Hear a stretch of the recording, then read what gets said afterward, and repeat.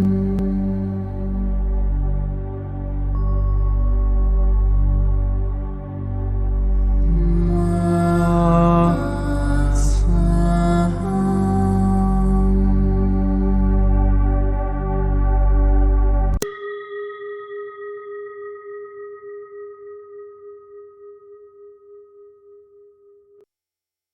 qui suit est la transcription d'un échange entre Mathias de Stefano, désigné ici comme moi, et son choix supérieur, désigné comme je suis. Dans cette capsule, la voix masculine incarnera le moi, tandis que la voix féminine représentera le je suis. Cette conversation intitulée Famille a été réalisée le 15 janvier 2020. Qu'est-ce qui te lie à ta famille? Est-ce l'amour ou le besoin? Est-ce inconditionnel ou conditionnel? Quel rôle joues-tu dans cette structure? La famille, ceux qui ont faim. Je me souviens, quand tu m'as expliqué, tout le monde se réunit parce qu'ils ont faim, autour d'une table, pour partager le repas. La famille est-elle vraiment fondée sur l'amour ou sur la faim? Le mot famille vient du latin fames, qui signifie avoir faim. Dans l'Antiquité, les groupes de personnes qui s'unissaient pour former un clan, leur permettant de se défendre et de subvenir à leurs besoins, le faisaient dans un seul but: survivre, se nourrir. Les pauvres et ceux qui n'avaient pas de ressources propres étaient considérés comme affamés, famulus, faméliques, et dans la plupart des cas, ces personnes survivaient en devenant serviteurs à vie d'une domus, maison. Pour certaines cultures, ces personnes désespérées étaient des serviteurs, pour d'autres, elles étaient des esclaves. Serviteur vient de servir, c'est lui qui sert, qui est au service. Esclave est une prononciation italienne incorrecte du mot slave, un verbe qui désigne les personnes de l'Europe de l'Est et qui signifie parler. Celles qui ont été soumises par le Saint-Empire romain germanique, pour lesquelles tout le monde parlait la même langue. Avec le temps, le concept de servitude et d'esclavage a été associé à la faim, et le protecteur de la domus est devenu responsable de nourrir ses déshérités ou esclaves, protecteur des serviteurs affamés. En latin, on dirait pater familias, père de famille. La famille est un lien de servitude et d'esclavage entre les parties. Par simple nécessité de survivre à l'adversité, la semaine émotionnelle du Capricorne détruit petit à petit chacun des fondements de notre culture sociale. C'était l'idée. Revenons au concept original de tout cela. Avant d'être des êtres culturels et pensants, les humains étaient des animaux comme les autres, survivant grâce à la chasse et à la cueillette, vivant dans des grottes, des terriers, des forêts. Les groupes étaient petits, mais ils savaient que seuls, en tant qu'individus, ils ne pourraient pas survivre. Au moins une ou deux femmes du groupe assuraient la continuité de l'espèce et devaient être protégées, car pendant 5 mois, les mois pendant lesquels la grossesse était autrefois reconnue, elle était vulnérable. Un garde devait les protéger, généralement le jeune du groupe, pendant qu'elle cueillait des plantes et des fruits près du terrier. Les plus âgés, peut-être 2 ou 3, entreprenaient de longues marches pour chasser et rapportaient ainsi de nombreux éléments nécessaires. De la viande pour vivre pendant plusieurs jours, voire plusieurs semaines, des peaux pour les manteaux, des poils pour les tissus, des os pour les outils. Le troupeau désigne un petit groupe d'individus, car le mot troupeau vient du mot main, poing, avec 5 doigts. En anglais, herd vient du grec cortis, un tas.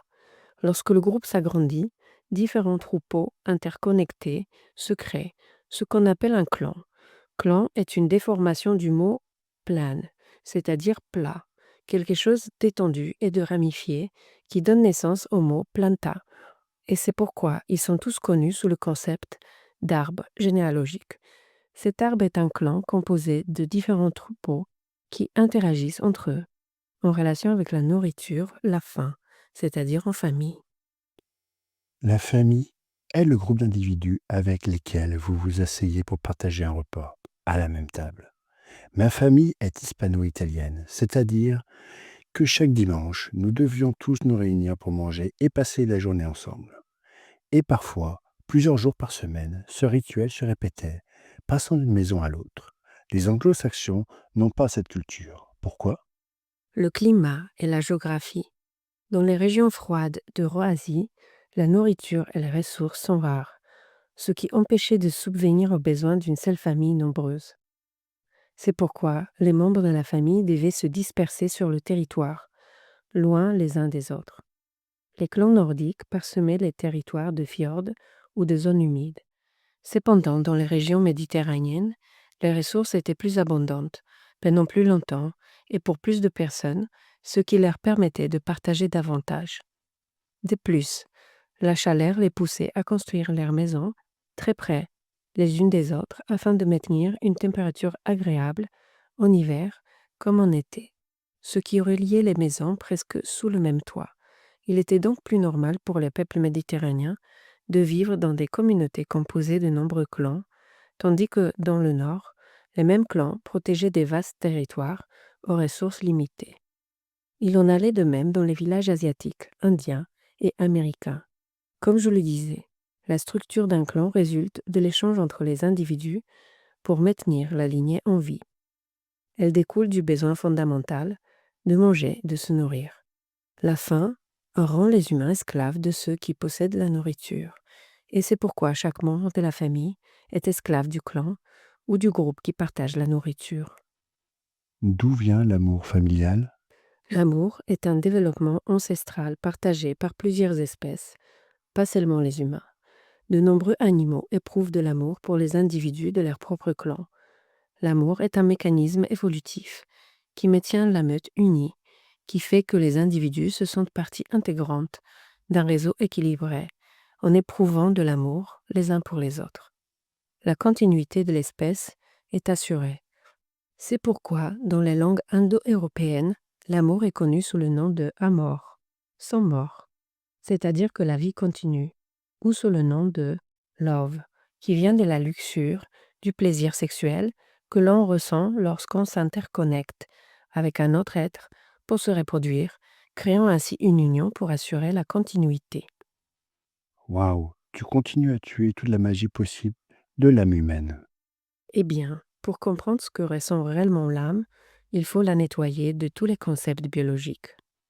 Donc, aimer sa famille est presque une obligation biologique, plutôt qu'une liberté de l'âme.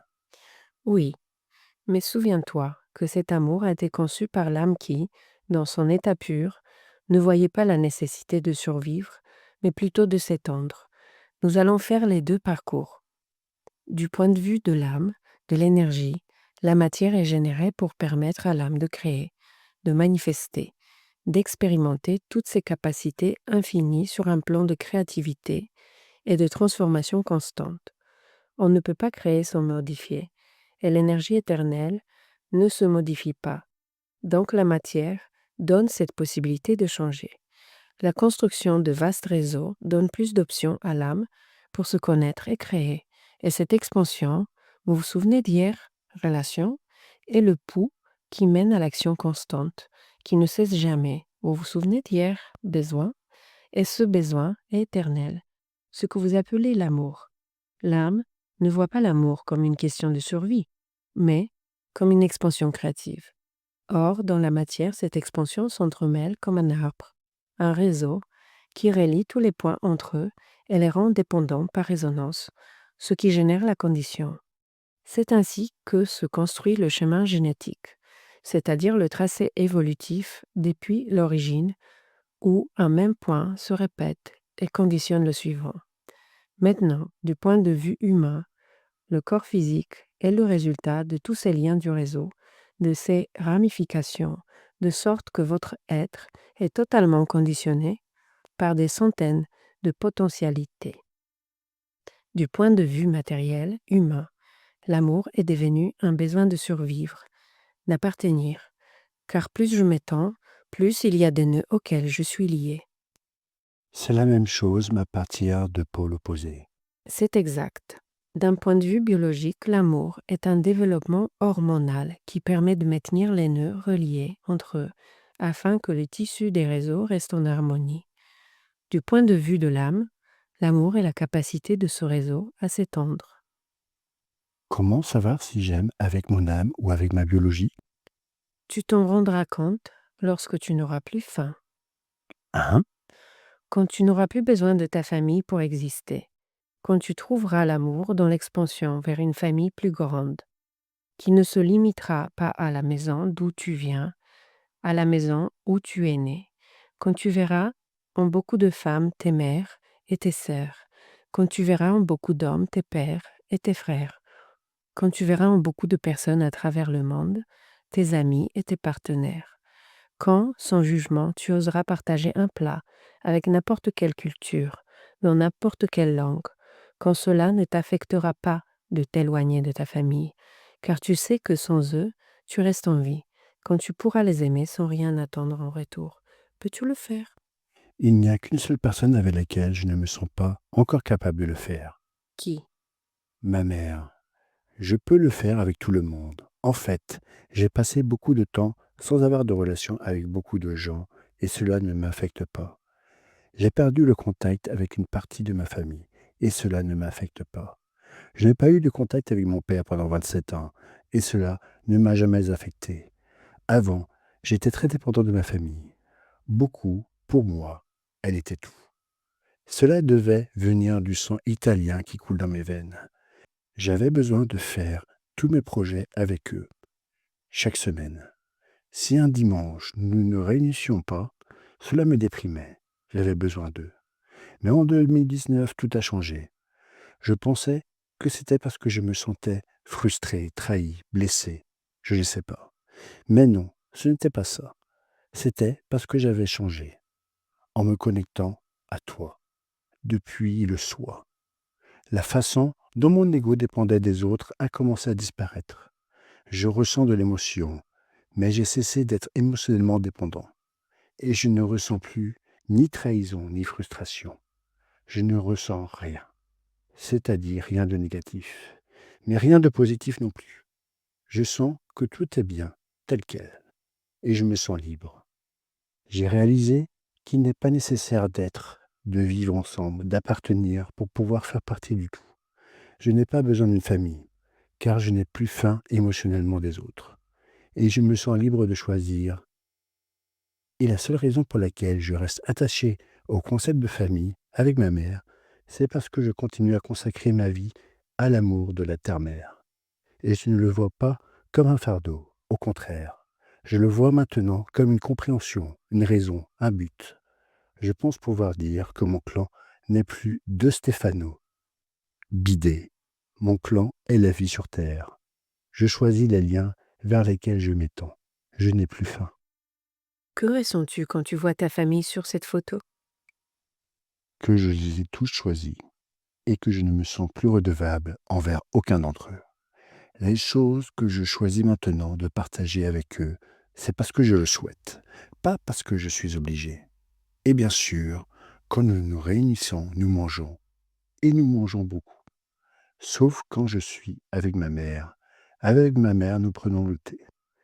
Et là, je me rends compte que notre lien lourd est dû à la famille de Stefano et à son clan.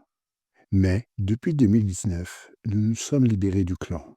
Nous avons créé une nouvelle histoire pour nous, Qu'est-ce qui te lie à eux? avec presque tous, sauf ma mère. Ce sont le plaisir, le rire, les voyages, les bons moments, les histoires communes qui nous unissent. Avec ma mère, c'est la mission, le but qui nous unit. Est-ce que tu t'amuses avec eux par amour ou par nécessité? Par nécessité. En tant que lune en Sagittaire, j'ai beaucoup besoin de m'amuser, de faire des projets, de voyager, de rire. J'en ai besoin. J'accepte qu'il y ait des conditions dans ces liens. Mais tu sais quoi? Je suis libre et conscient que c'est moi qui choisis cela, car je pourrais choisir d'autres personnes si je le voulais. Mais c'est l'amour de mon âme qui les choisit. Alors, y a-t-il des conditions? Oui, il y a des conditions, du moins avec plusieurs d'entre eux, pas avec tous. Je reconnais ces conditions émotionnelles que nous nous sommes fixées. Je suis prêt à y travailler, conscient que ce sont elles qui me font grandir et me connaître, et non celles qui me limitent. Quel est ton rôle dans ce clan? Je suis celui qui pousse, qui génère des options, des chemins, des issues. Je suis le chemin. Tu as encore faim. Pourquoi?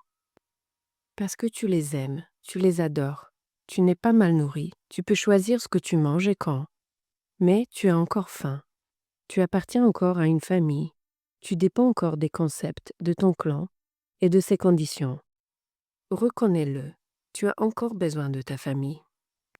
Oui, maintenant que tu le dis, j'ai encore besoin d'eux. Comme s'ils étaient mes piliers, pour me sentir bien, pour avoir un axe. Sais-tu quelle émotion m'inquiète chez toi? Laquelle?